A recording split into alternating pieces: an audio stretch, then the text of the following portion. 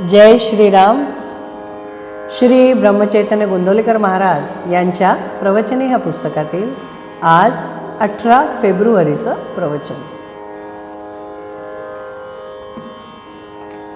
नामाविषयी शुद्ध भाव आवश्यक. ईश्वर सर्वांचा उत्पन्न करता आहे, रक्षण करता आहे, तसेच संहार करताही आहे. परंतु तरी त्याला न्यायी आणि प्रेमी म्हणतातच, कारण तो निस्वार्थी आहे. म्हणजे प्रेम हे निस्वार्थातच असते. आपल्याला खरे म्हटले म्हणजे आपला स्वार्थच नडतो. आपला स्वार्थ प्रेमाच्या आड येतो. आपले विषय ईश्वर प्रेमात व्यत्यय आणतात. ज्या ज्या गोष्टी या प्रेमाच्या आड येतात त्यांचा त्याग नको का करायला? तेव्हा विषयांची आसक्ती, त्यांच्यावरचे प्रेम नाहीसे झाले पाहिजे.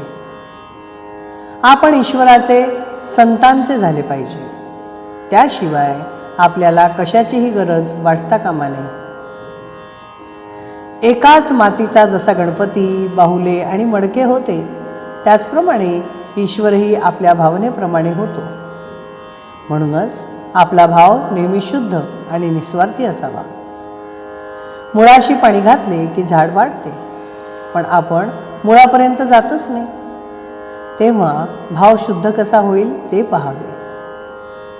उदाहरणार्थ, एकादशीच्या दिवशी उपास करायचा एवढेच आपल्याला ठाऊक असते. पण एक गृहस्थ एकादशीला भगवंताचे नामस्मरण करायचे सोडून 12 वाजेपर्यंत आंघोळ न करता अंगण आणि मोरी झाडत बसला. असे आमचे चुकते. थोडक्यात म्हणजे आपल्याला मुळात काय पाहिजे हेच कळत नाही. कावीळ झाली म्हणजे डोळ्याला खरे रूप कसे कळणार? म्हणून ज्याचे डोळे साफ आहेत तो सांगेल त्याप्रमाणे वागावे. याकरिता गुरु आज्ञा प्रमाण मानून आपण वागत जावे. नाम श्रद्धेने आणि शुद्ध भावाने घ्यावे, म्हणजे मनात शंका येत नाही. या भगवंताच्या नामाची गोडी एकदा लागली म्हणजे भगवंत नाही आपल्याला सोडत. नामाशिवाय दुसरे सत्यच नाही अशी दृढ भावना झाली पाहिजे. जितकी देहबुद्धी अधिक, तितके नाम अधिक घेतले गेले पाहिजे.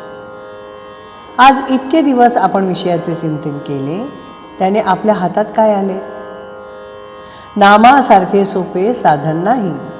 प्रापंचिक लोक असे म्हणतात, विषयाचा अनुभव तात्काळ येतो, पण भगवंताचा अनुभव हा अनुमानाचा आणि श्रद्धेचा आहे.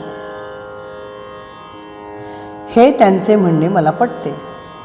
प्रापंचिक लोक प्रपंच सोडित नाहीत याचे मला नवल वाटत नाही, पण ते सुख चिरकाल टिकणारे आहे हे समजूत करून घेऊन त्यामध्ये रमतात याचे मला वाईट वाटते. मी असे म्हणतो की तुमच्या अनुभवाप्रमाणे जे खरे आहे तेवढेच तुम्ही खरे माना. विषयाच्या ध्यासातून सुख नाही असे वाटू लागले म्हणजे नामाची गोडी येईल. आपल्या देहावर आपली सत्ता नाही, आपल्या पैशावर आपली सत्ता नाही, आपल्या माणसांवर आपली सत्ता नाही. म्हणून आपले कर्तव्य तेवढे करावे आणि ते करीत असताना आपले मन दुश्चित्त होऊ देऊ नये. भगवत प्राप्ती हे आपल्या जीवनाचे ध्येय ठरवून आपण नेहमी त्याच्या भोवती फिरत असावे, म्हणजेच त्याच्या अनुसंधानात राहावे. जय श्रीराम. श्रीराम जय राम जय जय राम. श्रीराम जय राम जय जय राम. श्रीराम जय राम जय जय राम. श्रीराम जय राम जय जय राम. श्रीराम जय राम जय जय राम.